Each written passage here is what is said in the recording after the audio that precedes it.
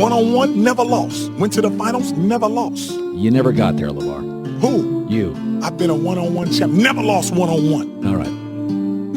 Back at it again, Cigar Spencer. You know what time it is. It's time to talk about the most intriguing games of the week. We are in the state semifinals, but was a little late, and so I was a day late and didn't get this out on time. So instead of talking about what was supposed to happen with Timpson and Refugio, let's just talk about what actually happened. So number 5 game of the week to me was Timpson and Refugio. They played on Thursday night, and let's start it right away with a Terry Bussey highlight. The first touchdown of the game. Bussey's going to go 85 yards down the sideline here on this quarterback sweep to the right, tiptoes down this sideline, and once he hits that one little route to the sideline, there's nobody else on the field.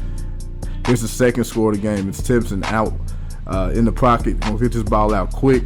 Breaks the receiver, number 3, break a tackle, and then breaks that tackle and splits the defense right there. Finish it, gets caught, but hey, they say he scored. Touchdown, 14-0.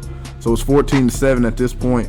The speedster Coleman, oh my goodness, he took his ankles, my God. Then he skates down the sideline. The kid that runs a 10-3 in the 100-meter dash shows his speed right there. Ties the ball game up 14-14. Here we go. First play at a half. It's Bussey down the left sideline, and he goes 75 yards on the first play of the third quarter to give Timpson a 21-14 lead to open the third quarter. But Refugio stays good. No scores from Timpson. They go down here and score the game up on this fullback dive from about 6 yards out, 21-21. Then this play here, play of the game. A little slight push off and pull down there from the receiver, and we can show it again. A pull off there and a push down. That sets up a field goal with 12 seconds left in the game, and Refugio is going to win 24-21. And that is a crazy ending to a game. But shout out to the Refugio's defense. They held tall against Timpson and shut them down after that explosive play in the fourth quarter, early in the third quarter from Terry Bussey. But this play here, we got to look at it just one more time.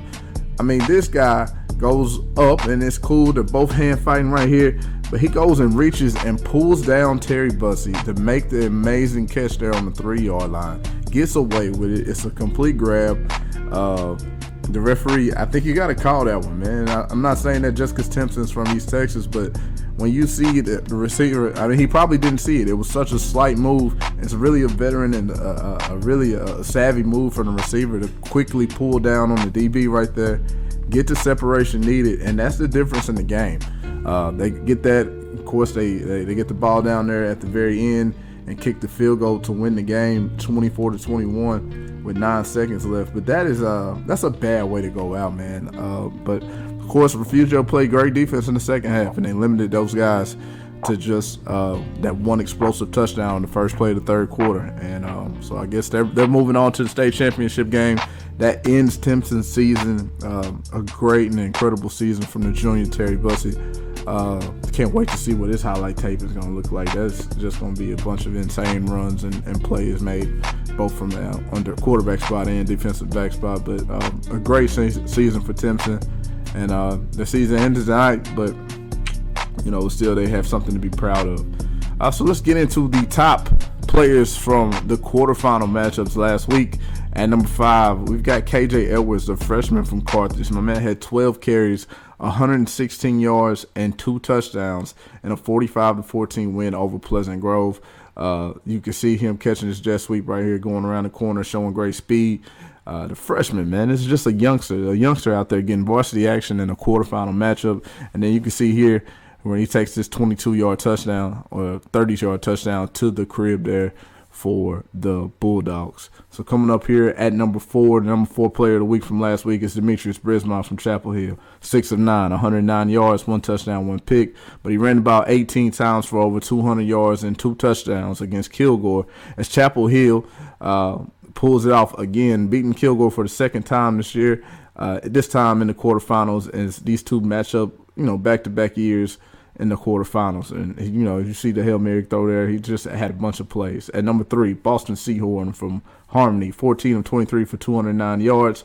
Also ran the ball 23 times for 138 yards and 4 touchdowns, 5 total touchdowns. As they do it again, they pull off the biggest upset of the evening. We also pulled this upset last week against Newton. I thought that, you know, Harmony was going to be out against West Rush, but they've just continued to battle and show how tough and how resilient they actually are. Boston Seahorn is just playing incredible. He's getting the ball out to his receivers. He's running the ball tough and physical, and he's making plays when plays are to be made. And this is why they're going to play tomorrow night or Friday night for a chance to go to a state championship. At number 2 is Terry Bussey. This is last week.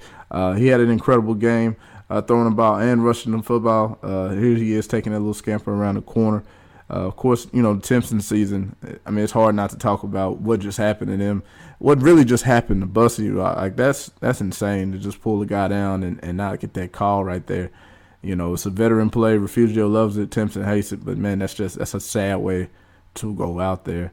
But as you can see, Bussey had a great game last week. And the number 1 player from last week was Taylor Tatum, 28 carries, 186 yards, 4 touchdowns, 1 catch, 24 yards, and 1 touchdown against Mansfield Timberview last week for Longview. Taylor just incredible, ran the ball physical, made big plays in the passing game, made big plays in the running game. He was kind of the offense, and, you know, a good performance from the O-line and a great performance by Taylor and Jordan Allen getting that ball out there on that touchdown. But, you know, just, you know, a good, tough performance there from the team. And, you know, we live to fight another day and, you know, play another game against ALEDO this week. So Taylor Tatum, number 1 player from last week. Let's look at the top 10 plays from last week. At number 10, we've got Connor Cuff throwing this one up to Montrell Hatton. Hatton's going to go up and catch it high. Ooh, lands kind of awkward. You see him gimp, but it's okay. He was okay in this game. He's going to make a play later on. At number 9, DEMETRIOS BRISBON. This guy is going to throw a rainbow up, and at the end of it is a pot of gold named McGregor. Deuce catches that one on a big 50-yard bomb.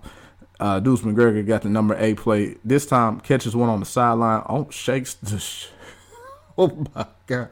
Shakes him and then drags another guy for another 8 yards. So a great play there from McGregor. Number 7, DEMETRIOS BRISBON. Down that sideline, throwing the head back. He's going to get there. No. Number 6 is Timpson's Terry Bussey around the corner. That 29-yard touchdown run there. At number 5, we've got Boston Seahorn, and this is his 38-yarder. Steps up in the pocket, fakes the pass, outruns the great linebacker, and then ins and outs. And we're going to get down that sideline. That is a touchdown. At number 4, it's Taylor Tatum taking the stretch, breaking a guy miss. And he's going to outrun the defense all the way into the end zone. I think that's number 3. I think that's the number 3 play. No, this is the number 3 play. DEMETRIOS BRISBON getting it around the corner. Great block there from Ricky Stewart. And he's going to go 55 yards. And they ain't catching him this time all the way into the end zone. The number 2 play, Jordan Allen throwing a absolute dime, and Taylor Tatum, the concentration to just hold that ball with one hand while being tackled out of bounds. Touchdown, Lobos. The number 1 play is just a nasty effort here from Montrell Hatton, going up, fading it, catching it, and dropping it in the end zone. Touchdown, Carthage. So the most intriguing games of the week for the semifinals week. At number 4, Harmony versus POTH. And this is all about the Eagles, and this is all about the Cinderella story and the surprise story that they have been in the playoffs this year. They played, you know, tough games, physical games. They lost to, you know, Dangerfield, and that's the last time this team has lost all year. And they have just played and showed up to the test every single week, and it's going to be very interesting to see what kind of effort this team comes with again. This is a physical bunch. They run the football. The quarterback is a tough physical kid, and they're going to play a team in the POTH Pirates, who I know absolutely nothing about, but this is the number 4 game of the week. Harmony versus POTH. At number 3, it's Carthage versus GLEN Rose. And these two have met up before. Carthage has just been a juggernaut all year long. They went and just hammered Pleasant Grove last week. Not really a surprise, but kind of a surprise at the same time. Like, they shouldn't be killing people like that in the 4th round. So, of course, Noah Patty has been one of the outstanding receivers, as well as Montrell Hatton, who's been doing it for 3 years now. Brady Manning has showed up big for them in his junior season. And the run game has just been absolutely great. They ran for 350 yards last week against Pleasant Grove, which I didn't foresee that. So the offense is playing well, and then another strong defensive performance, again, limiting those athletic guys over there in Pleasant Grove to just 14 points. Carthage has been playing lights-out defense all year long, probably one of the better defenses that they've had in this whole state championship run from Scott Surratt. This has been an incredible defense, and I'm ready to see it again this week against Glen Rose. At number 2, it's Chapel Hill versus BOERNE.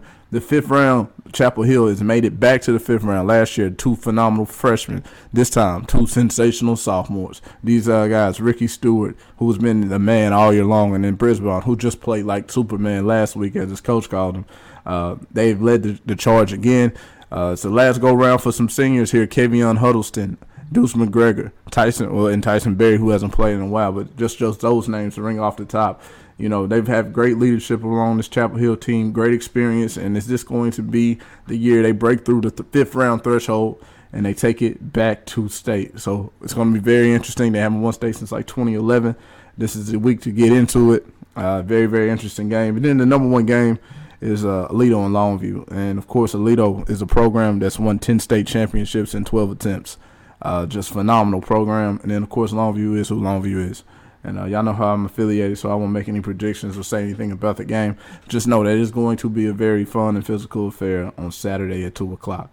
And so that's the games this week. It's going to be a fun week. We're going to see if we can get 4 teams in the state. Of course, you know, we've unfortunately, Timpson lost tonight. And you guys saw the highlights at the beginning. But a great season once again. Tip the hat off to Terry Bussey. An incredible game, incredible season. Vosky Howard, Coach Cloudy, thank you for, continuously to tweet me and letting me know what these guys do week in and week out. And, it's going to be fun. It's going to be very, very interesting for these other 4. And I can't wait to see what happens. And like that, I'm out.